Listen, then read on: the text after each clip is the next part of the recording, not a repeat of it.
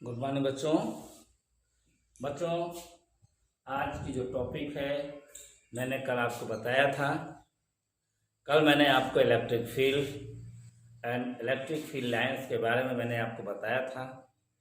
आज मैं उससे आगे की topic electric dipole and electric dipole moment के बारे में चर्चा करूँगा, अर्थात वैद्युत द्विध्रुव और वैद्युत द्विध्रुव आघूर्ण। अब जो भी टॉपिक अभी आपको पढ़ाएंगे आगे कहीं ना कहीं आपको ये वैद्युत द्विध्रुव आएगा और वैद्युत क्षेत्र को तो पूरा टॉपिक ही है। तो हम जो अगली हेडिंग डालने जा रहे हैं वो है वैद्युत द्विध्रुव। वैद्युत द्विध्रुव इलेक्ट्रिक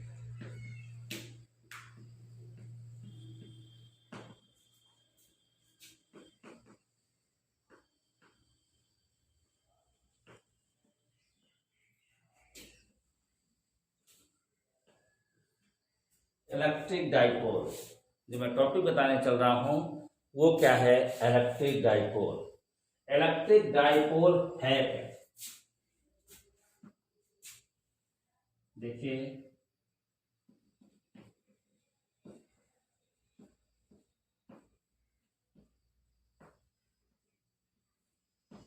जो इलेक्ट्रिक डाइपोल है वैद्युत द्विध्रुव है। वैद्युत द्विध्रुव एक ऐसा निकाय है, एक ऐसा सिस्टम है जो दो बराबर और विपरीत प्रकार के आवेशों से मिलकर बना होता है। अर्थात इसमें जो आवेश होते हैं वो बराबर होते हैं और विपरीत होते हैं। जैसे अगर 10 माइक्रोकूलम है प्लस 10 माइक्रोकूलम तो दूसरा माइनस 10 माइक्रोकूलम, पहला 15 माइक्रोकूलम तो दूसरा माइनस 15 कूलम, और उनके जो बीच की दूरी होती है वो बहुत ही कम होती है, अल्प होती है। उसे हम मान लेते हैं लगभग 2L। उस अल्प दूरी को हम क्या मान लेते हैं? 2L। तो देखिए यहाँ पे एक वैद्युत द्विध्रुव AB है, ये हमारा इलेक्ट्रिक डाइपोल है AB, जो किससे मिलकर बना है? प्लस Q और माइनस Q आवेश से मिलकर बना है। तो इसकी जो परिभाषा है वो परिभाषा आप लिख लीजिए कि वैद्युत द्विध्रुव क्या है। देखिए वैद्युत द्विध्रुव एक ऐसा निकाय है जो दो बराबर तथा विपरीत प्रकार के आवेशों से मिलकर बनता है और दोनों के बीच की दूरी बहुत अल्प होती है। ब्रैकेट में 2L लिख लीजिएगा। फिर से एक बार देखिए, वैद्युत द्विध्रुव एक ऐसा निकाय है जो दो बराबर तथा विपरीत प्रकार के आवेशों से मिलकर बना होता है और जिनके बीच की दूरी अल्प होती है। ये चित्र आप लोग बना लीजिए। ये प्लस Q आवेश है, ये माइनस Q आवेश है। इनका नाम चाहे आप A इधर रखिए, B इधर रखिए, चाहे B इधर रखिए, A इधर रखिए, और इनके बीच की दूरी 2L होती है। अब जो इसके आगे हम पढ़ेंगे सबसे महत्वपूर्ण वो है कि वैद्युत द्विध्रुव आघूर्ण। अब यहाँ पे जो वैद्युत द्विध्रुव था, अब इसे हम लिखेंगे वैद्युत द्विध्रुव आघूर्ण। इसे हम पढ़ेंगे electric dipole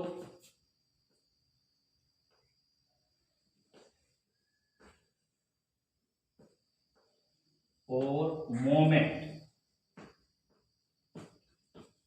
electric dipole moment, इसकी परिभाषा महत्वपूर्ण है और आगे इसी के बारे में विस्तार पढ़ेंगे। हम इसी के कारण निकालेंगे इंटेंसिटी ऑफ इलेक्ट्रिक फील्ड। जो भी हमने पढ़ा है वैद्युत क्षेत्र की तीव्रता, तो हम इस वैद्युत द्विध्रुव आघूर्ण के कारण निकालेंगे कि इंटेंसिटी ऑफ इलेक्ट्रिक फील्ड कितनी होती है।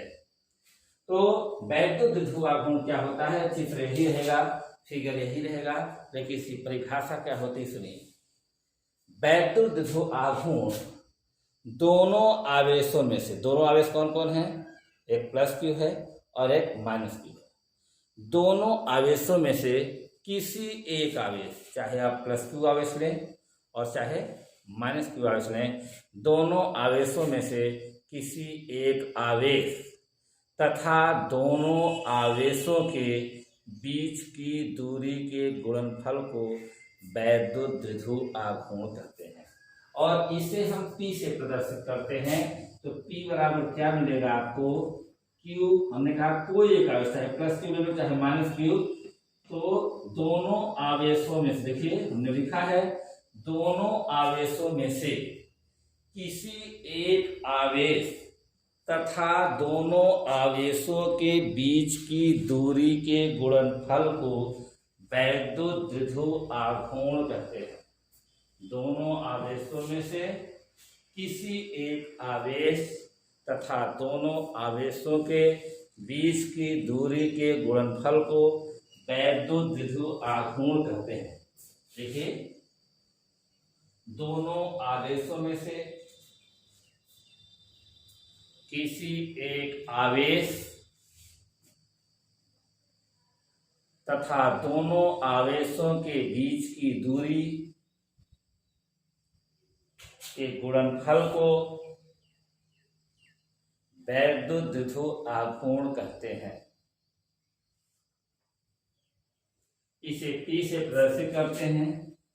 तो P बराबर Q इंटू 2L, और एक ऐसी राशि होती है, ये सदिश राशि होती है। वैद्युत द्विध्रुव आघूर्ण ये सदिश राशि होती है। एग्जाम्पल में जैसे हम लिख सकते हैं HCl H2O लिखते हैं ना, ये एक प्लस होगा तो ये दूसरा माइनस हो जाएगा, ये भी एक प्लस होगा दूसरा क्या हो जाएगा, माइनस हो जाएगा। अर्थात इससे प्लस ये पे माइनस है, क्योंकि मैंने कहा कि उतना जितना धन आवेश होगा उतना ही क्या होना चाहिए, माइनस आवेश होना चाहिए। और इसका विमीय सूत्र का मात्रक क्या होगा, देखिए ये Q आवेश, इसका मात्रक क्या होगा, Q कूलाम, और ये क्या है, दूरी है तो मीटर। तो इसका जो मात्रक होगा, वैद्युत द्विध्रुव आघूर्ण का जो मात्रक होगा वो होगा कूलाम इंटू मीटर। अब विमीय सूत्र क्या हो जाएगा, विमीय सूत्र इसका क्या होता है, AT I इंटू टी, तो I का एम्पियर का A इंटू टी, और इसका क्या हो जाएगा L। तो कहीं कहीं क्रम से लिखना चाहे तो ऐसे लिख सकते हैं LTA। तो ये आपका क्या है, अर्थात जो वैद्युत द्विध्रुव आघूर्ण है वह एक सदिश राशि है, और इसका जो मात्रक होता है कूलाम इंटू मीटर होता है, और जो विमीय सूत्र होता है उसका होता है LTA। तो ये आपका हो गया वैद्युत द्विध्रुव और वैद्युत द्विध्रुव आघूर्ण। बहुत महत्वपूर्ण है। इससे अधिक महत्वपूर्ण जो इसके दो डेरिवेशन है, अर्थात हमें इंटेंसिटी ऑफ इलेक्ट्रिक फील्ड निकालना है। इस इलेक्ट्रिक डाइपोल मोमेंट के द्वारा, इस वैद्युत द्विध्रुव आघूर्ण के द्वारा दो स्थितियों निकालना है। तो हम निकालने चल रहे हैं, दो स्थितियां कौन होती, एक अच्छी स्थिति होती है, एक्सियल लाइन होती है, और दूसरा निरक्षीय स्थिति होती है, इक्वेटोरियल पोजीशन, या उसे हम बोलते हैं ट्रांसवर्स पोजीशन। तो सबसे पहले हम निकालेंगे intensity of electric field due to electric dipole moment. देखिए हेडिंग है, बहुत महत्वपूर्ण डेरिवेशन, इंपॉर्टेंट डेरिवेशन है, इसे जरूर समझिएगा ध्यान से। तो निकालेंगे वैद्युत द्विध्रुव आघूर्ण के कारण वैद्युत क्षेत्र की तीव्रता, intensity of electric field, intensity of electric field due to electric dipole moment, ये चीज है, इंग्लिश में इसे लिखेंगे intensity of electric field due to electric dipole moment, अर्थात वैद्युत द्विध्रुव के कारण वैद्युत क्षेत्र की तीव्रता। देखिए कैसे निकालेंगे हम। सबसे पहले इसमें दो स्थितियां होती हैं, एक होता है अक्षीय स्थिति एक्सियल पोजीशन, दूसरा होता है निरक्षीय स्थिति ट्रांसफर पोजीशन लिखते हैं, या हम लिखते हैं इक्वेटोरियल पोजीशन। तो हम पहली स्थिति निकालने चल रहे हैं, वो स्थिति है अक्षीय स्थिति, वो है अक्षीय स्थिति अर्थात axial line, AXIAL axial line. Axial line का मतलब यह है कि अगर ये हमारा वैद्युत द्विध्रुव है, देखिए ये प्लस क्यू, ये माइनस क्यू, ये ए और बी, मैंने बताया इनके बीच की दूरी क्या होती है 2l, लेकिन हम 2l को हाफ ले रहे हैं, ए भी एल इसका रीजन है, 2l को हम ऐसे दो भागों में बांट ले रहे हैं, ये मध्य बिंदु O, अर्थात ये जो हमारा वैद्युत द्विध्रुव है, जो इलेक्ट्रिक डाइपोल मोमेंट है, जो ए और बी से मिलकर बना है, या ऐसे कह सकते हैं कि यहाँ वैद्युत ए बी है जो प्लस क्यू और माइनस क्यू आवेश से मिलकर बना है, एक ऐसे माध्यम में रखा है उस डाइलेक्ट्रिक कांस्टेंट के, एक ऐसे माध्यम रखा है जिसके माध्यम का परावर्तांक के है। हम द्विध्रुव का मध्य बिंदु ले रहे हैं, चूंकि यहाँ पे मध्य बिंदु से दूरियों की आवश्यकता होती है, इसलिए हमने मध्य बिंदु O को माना है, और दूरी चूंकि 2l होती है तो हमने O से प्लस क्यू की दूरी ले लिया, O से माइनस क्यू की, दोनों की L और L कर लिया, तो बीच जोड़ोगे 2l ही आएगा। अब हमको क्या करना है कि इस द्विध्रुव के मध्य बिंदु O से कहीं r मीटर एक्सियल लाइन, अर्थात इसी द्विध्रुव के अक्ष पर, यहाँ एक्सियल लाइन लिखा है, अक्षीय स्थिति मतलब उसी अक्ष पर, जिस अक्ष पर वैद्युत द्विध्रुव रखा है उसी अक्ष पर कहीं बिंदु P पर, मान लीजिए हम बिंदु P लेते हैं, इसी बिंदु P पर हमको इंटेंसिटी ऑफ इलेक्ट्रिक फील्ड निकालना है due to electric dipole moment. इस बिंदु P पर at point P we have calculate the intensity of electric field, resultant intensity हमको निकालना है। इसकी रिजल्टेंट इंटेंसिटी कितनी होगी, परिणामी वैद्युत क्षेत्र की तीव्रता कितनी होगी।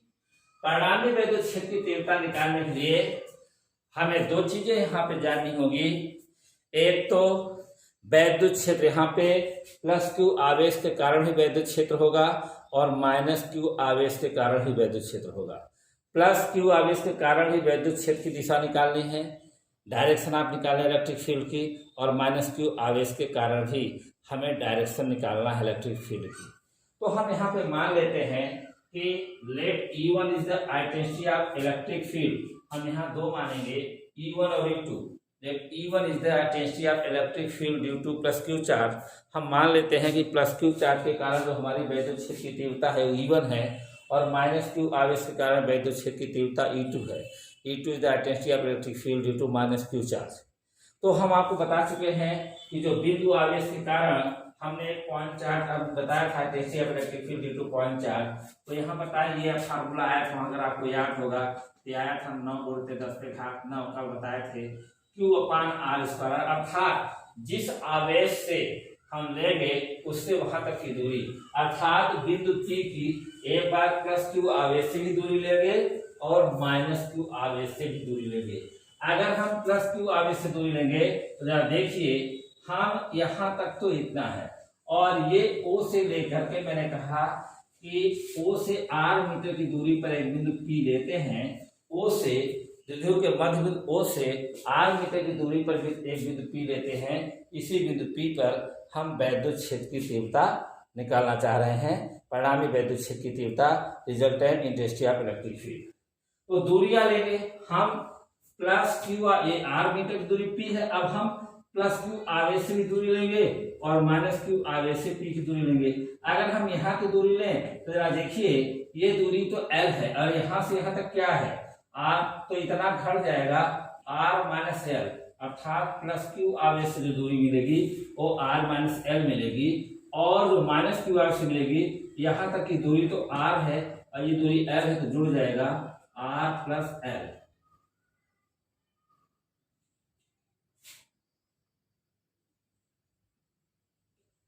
ठीक है, ये आपकी जो दूरी है वो प्लस क्यू आवेश से की दूरी बिंदु पी की निकालेंगे और माइनस क्यू आवेश से की दूरी निकालेंगे, और देख रहे हैं कि प्लस क्यू आवेश से दूरी r माइनस एल है और माइनस क्यू आवेश से दूरी r प्लस एल है। अब हम बिंदु P पर हम प्लस क्यू और माइनस क्यू आवेश का उसकी डायरेक्शन निकालेंगे, उसकी दिशा निकालेंगे। तो अभी मैंने आपको कहा कि हम मान लेते हैं let E1 is the intensity of electric field due to plus q charge और E2 is the intensity of electric field due to minus q charge. हम मान लेते हैं कि प्लस क्यू आवेश के कारण वैद्युत क्षेत्र की तीव्रता E1 है और माइनस क्यू आवेश के कारण वैद्युत क्षेत्र की तीव्रता E2 है। तो सबसे पहले हम मान लेते हैं इसके का प्लस के कारण, प्लस आवेश है ये माइनस, तो यहाँ पे मानते हैं कि प्लस के कारण वैद्युत क्षेत्र की तीव्रता E1 है। तो प्लस है, कभी मैंने बताया था कि प्लस आवेश के कारण जो वैद्युत क्षेत्र की तीव्रता दिशा होती है वो प्लस से दूर होती है, तो अर्थात इस बिंदु पर, इस बिंदु P पर दूर की ओर होगी, इसे हम क्या लिखेंगे E1, क्योंकि प्लस क्यू आवेश के कारण क्या माना है E1। और माइनस के कारण कल मैंने बताया था कि जब माइनस है तो वैद्युत क्षेत्र दिशा माइनस की ओर होती है, अर्थात यहाँ पे क्या होगा माइनस की ओर, ये माइनस है इसी बिंदु पर माइनस की ओर इधर की ओर होगा, और ये क्या होगा E2। हम मान लेते हैं कि E2 क्या है माइनस क्यू आवेश के कारण वैद्युत क्षेत्र की तीव्रता। तो बिंदु P पर ही निकालेंगे, तो बिंदु P पर जो वैद्युत क्षेत्र की तीव्रता है वो प्लस क्यू आवेश के कारण ये E1 है और माइनस क्यू आवेश के कारण ये वैद्युत क्षेत्र की तीव्रता क्या है E2 है। ठीक है, प्लस क्यू आवेश के कारण वैद्युत क्षेत्र की तीव्रता E1 है और माइनस क्यू आवेश के कारण वैद्युत क्षेत्र की तीव्रता E2 है। तो हम E1 ही निकालेंगे और E2 ही निकालेंगे। यहाँ लिखेंगे कि माना, देखिए पूरी एक बार इसके बारे में लिखेंगे कैसे, कि माना वैद्युत द्विध्रुव AB जो प्लस क्यू और माइनस क्यू आवेश से मिलकर बना है, एक ऐसे माध्यम में रखा है जिसका परिवर्तनांक K है। द्विध्रुव के मध्य बिंदु O से R मीटर की दूरी पर एक बिंदु P है, एट दिस पॉइंट P, इस बिंदु P पर हमें परिणामी वैद्युत क्षेत्र की तीव्रता की गणना करनी है। इसको लिख लीजिए कि माना एक वैद्युत द्विध्रुव AB जो प्लस क्यू तथा माइनस क्यू आवेश से मिलकर बना है,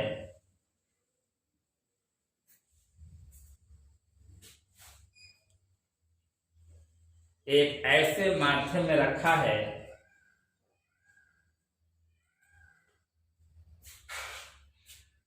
जिसका परावर्तनांक K है। द्विध्रुव के मध्य बिंदु O से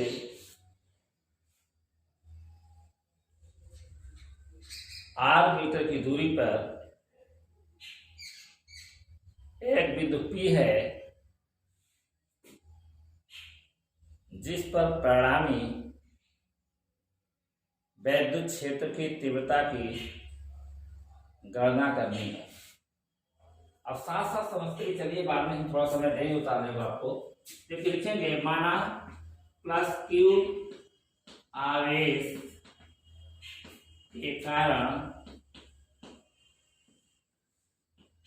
वैद्युत क्षेत्र की तीव्रता, वैद्युत क्षेत्र की तीव्रता E1 आता है। देखिए E1 का मान क्या मिलेगा, यही मिलेगा 1/4πε0 K इंटू Q अपान प्लस क्यू आवेश से P तक की दूरी। तो प्लस क्यू आवेश से P तक की दूरी कितनी है BP, तो क्या मिलेगा BP स्क्वायर। दिशा क्या लिखेंगे, B से P की ओर है तो ऐसे लिखेंगे पी बी की दिशा किसकी ओर है? पी से बी की ओर है। जरा देखिए यहाँ पे दिशा डी से पी की ओर है, तो हम ऐसे लिखेंगे, सॉरी, बी पी। और जो दूरी कितनी है यहाँ से यहाँ तक की, प्लस क्यू आवेश की बी पी, तो हम लिख सकते हैं कि E1 बराबर 1/4πε0K इंटू क्यू अपान कितनी, जो R माइनस एल का होल स्क्वायर से समीकरण 1 माइनस। फिर हम E2 निकालेंगे। E2 किसके कारण है? माइनस क्यू आवेश कारण। अब लिखेंगे माइनस क्यू आवेश के कारण बिंदु P पर वैद्युत क्षेत्र की तीव्रता। इसी तरह से हम क्या निकालेंगे? हम इसी तरीके से E2 निकालेंगे। हम इधर लिख रहे हैं, जरा ध्यान दीजिएगा। E2 बराबर 1/4πε0K 1/4πε0K इंटू क्यू अपान दूरी। अब हम माइनस क्यू आवेश से लेंगे, क्योंकि माइनस क्यू आवेश के कारण तो वैद्युत क्षेत्र की तीव्रता है वो E2 है। तो यहां से लेकर के P तक की दूरी, ये क्या हो गया, यहाँ पे दूरी कितनी हो गई, PA²। और हम लिखेंगे यहाँ पे दिशा PA की दिशा, क्योंकि दूरी किधर है, दूरी भाई देख रहे हैं P से A की ओर है, इसलिए जो दूरी होगी वो PA की दूरी होगी। यहाँ पे वैल्यू लिखेंगे तो 1/4πε0K इंटू क्यू अपान PA की जो वैल्यू है वो R प्लस एल है। देखिए P से लेके A तक की दूरी कितनी है, R प्लस एल। ये आपका हो गया समीकरण 2।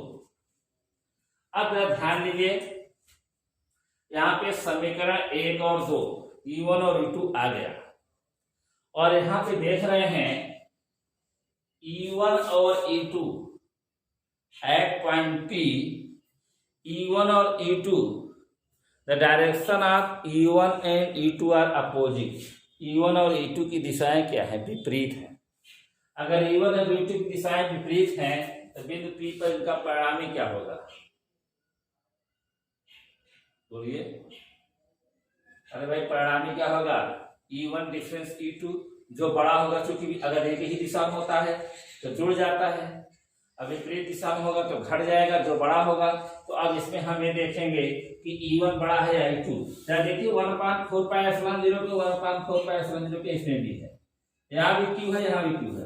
लेकिन अगर जिसमें हर कम होगा उसका मान ज्यादा आएगा।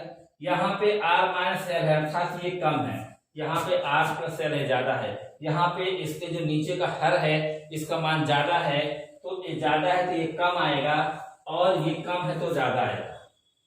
तो इसको E1 में से क्या घटाएंगे, E2 घटाएंगे। अर्थात यहाँ पे अब देखिए, इसको हमें थोड़ा सा मिटाना है।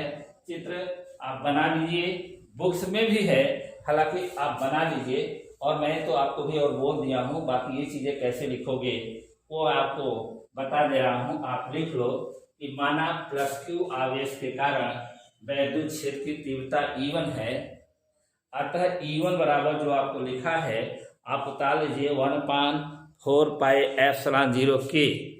आप उतार लीजिए जो लिखा है 1/4πε0K इंटू क्यू अपान VP² VP की दिशा, और E1 बराबर 1/4πε0K R माइनस उसका समीकरण 1 हो गया। इसी तरह माइनस क्यू आवेश के कारण बिंदु P पर वैद्युत क्षेत्र की तीव्रता E2 हो गया, और लिखा है 1/4πε0K इंटू क्यू अपान PA²। दिशा PA की हो गई, ये समीकरण 2 है। तो यहाँ पे हमें कुछ इसको हटाना पड़ेगा जिससे आगे का हम लिख सकें।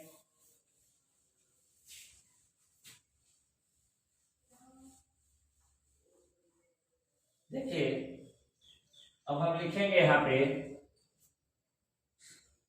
बिंदु P पर E1 तथा E2 की दिशाएं लिखते चलिए, समझते चलिए, क्योंकि बिंदु P पर E1 तथा E2 की दिशाएं विपरीत हैं, अतः इनका परिणामी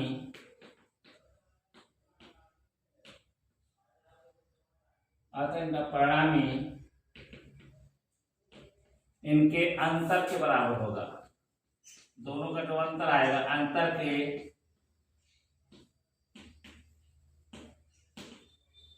बराबर होगा। चूंकि समीकरण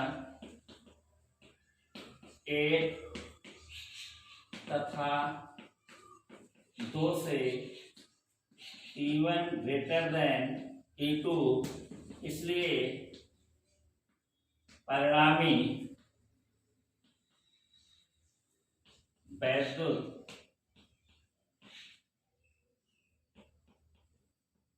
क्षेत्र की तीव्रता जो E बराबर मिलेगा वो मिलेगा E1 डिफरेंस कर लो E2, या बड़ा ही है E1 तो आप E1 माइनस E2 कर लीजिए। अब E1 का मान हमें लिखना है, जरा देखिए लिखा है E1 का मान है, अब यहाँ पे ये लिखा है 1/4 pi epsilon 0 K into Q अपान R माइनस L का होल स्क्वायर, और फिर minus Q2 minus 1/4 pi epsilon 0 K into Q अपान, देखिए वो लिखा है R प्लस L का होल स्क्वायर। अब देखिए यहाँ पे कॉमन क्या है, Q, देखिए ये बाहर लेंगे तो Q अपान, सब देखिए आप लिखते भी चलिए, चाहे तो समझते चलिए, बुक्स में पूरा लिखा है, लेकिन यहाँ आप समझ लेंगे तो आप एक बुक्स की मदद देख के भी कर सकते हैं। या देखिए अब यहाँ पे Q अपान 4 पाई एप्सिलॉन 0 कॉमन लेंगे तो यहाँ आएगा R माइनस L का होल स्क्वायर, और यहाँ मिलेगा R प्लस L का होल स्क्वायर। देखिए ठीक है। अब हम यहाँ पे एक चीज का ध्यान रखिए, चित्र भी मिटा रहे हैं, यहाँ पे जो L का मान है R की तुलना में छोटा है, अर्थात यहाँ पे ध्यान रखिएगा, इसकी आवश्यकता पड़ेगी। L का मान R की तुलना में देख लीजिए बहुत छोटा है, R यहाँ से लेके यहाँ तक है, लेकिन यह इतना ही है। L का मान R की तुलना में छोटा, या केवल आप छोटा लिख सकते हैं, ये इसकी तुलना में बहुत छोटा है, इतना ध्यान रखिएगा, इसके बारे में बताएंगे। तो अब यहाँ पे हम कैलकुलेशन करने जा रहे हैं, मेन अब कैलकुलेशन ही है, बाकी सारी चीजें हम लिख चुके हैं। तो अब जरा यहाँ पे देखिए कि जो E के बराबर मिलेगा Q अपान 4 पाई एप्सिलॉन 0 के मिलेगा, जरा यहाँ पे ये इसका यहाँ पे आ रहा है गुणा, इसका गुणा यहाँ पे, ये मल्टीप्लाई कर दीजिए तो मिलेगा R प्लस L का whole square minus R minus L का होल स्क्वायर, बटे देखिए यहाँ पे स्क्वायर लगा, यहाँ पे स्क्वायर है, हम एक साथ लिख सकते हैं R माइनस L और R प्लस L, हमने इन दोनों का होल स्क्वायर कर दिया। जब अगर आप इसको खोलेंगे तो इसका स्क्वायर यहाँ भी आएगा, इसका स्क्वायर यहाँ भी आएगा। तो इसे और भी एक लाइन ऐसे लिख सकते हैं कि E बराबर Q अपान 4 पाई एप्सिलॉन 0 के, इसे आप जानते हैं हाई स्कूल में सूत्र पढ़े, a minus B A plus B, तो होता है A square minus B square R square minus ये एल स्क्वायर हो गया। यहाँ ए प्लस बी का होल स्क्वायर खोलेंगे R square plus L square और प्लस 2RL मिलेगा, और यहाँ पे a माइनस बी का स्क्वायर मिलेगा आर स्क्वायर, लेकिन यहाँ माइनस लगा है, इसमें माइनस आर स्क्वायर, फिर आएगा एल स्क्वायर, लेकिन यहाँ माइनस लगा है, माइनस एल स्क्वायर, फिर आएगा माइनस 2RL, लेकिन यहाँ माइनस लगा है, तो हो जाएगा प्लस 2RL। क्या देखिए यहाँ से एल स्क्वायर से cancel L square, R square से कैंसिल आर स्क्वायर, तो यहाँ पे जो मिला E बराबर कितना मिला Q अपान 4 पाई एप्सिलॉन 0 के 4RL बटे R square minus L square. ध्यान दीजिए यहाँ स्क्वायर था, ये स्क्वायर छूट गया है, इसलिए यहाँ पर भी देखिए यहाँ स्क्वायर है तो यहाँ पे स्क्वायर होगा, ध्यान रखिएगा यहाँ पे स्क्वायर होगा। अब यहाँ एक चीज का ध्यान रखना है, तो देखिए मैंने भी बताया था कि L लेस देन R है, क्योंकि L लेस देन R इसलिए L square very very less than R square. अगर कोई संख्या जैसे मैंने कहा 1 3 से छोटा है तो 1 का वर्ग 1 लेकिन 3 का वर्ग 9, तो जब आप 9 में 1 का घटाएंगे तो जो वर्ग होता है वो और छोटा हो जाता है।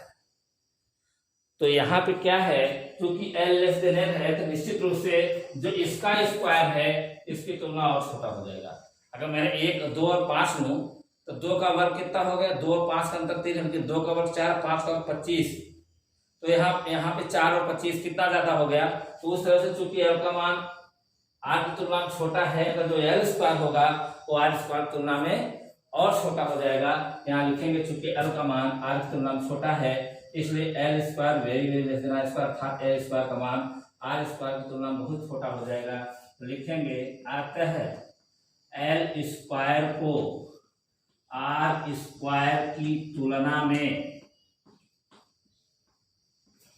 नगण्य मानने पर, निग्लेजिबल मान लेते हैं, नगण्य मान लेते हैं, नगण्य मानने पर तो देख लीजिए, तो नगण्य हम मानेंगे तो यहाँ पे जरा देखिए, अब हम यहाँ पे आ रहे हैं, नगण्य मानेंगे तो जरा देखिएगा वहां पे जो ई बराबर मिलेगा वो मिलेगा Q/4 पाई एप्सिलॉन 0 K इंटू क्या है 4RL। तो देखिएगा अब यहाँ पे ये L हट जाएगा क्योंकि बहुत कम है, तो बचेगा R स्क्वायर, यहाँ पे स्क्वायर लगा तो R पावर 4 हो जाएगा, ये हो जाएगा R पावर 4, एक R इससे कम हो जाएगा।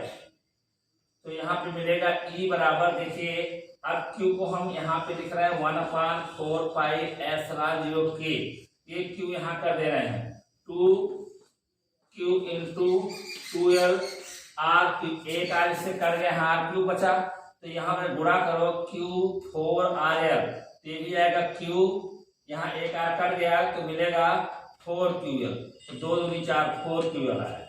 लेकिन चूंकि हम जानते हैं कि Q इंटू 2L बराबर आता है P, इसलिए जो E का मान आएगा वो आएगा 1/4 pi epsilon 0 K into 2P/R cube. यही हमारा अच्छी स्थिति में वैद्युत क्षेत्र की तीव्रता का फार्मूला है।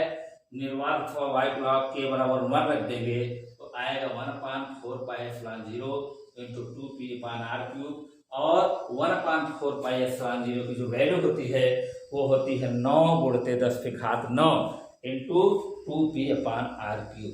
तो ये अच्छी स्थिति में ये निगमन है।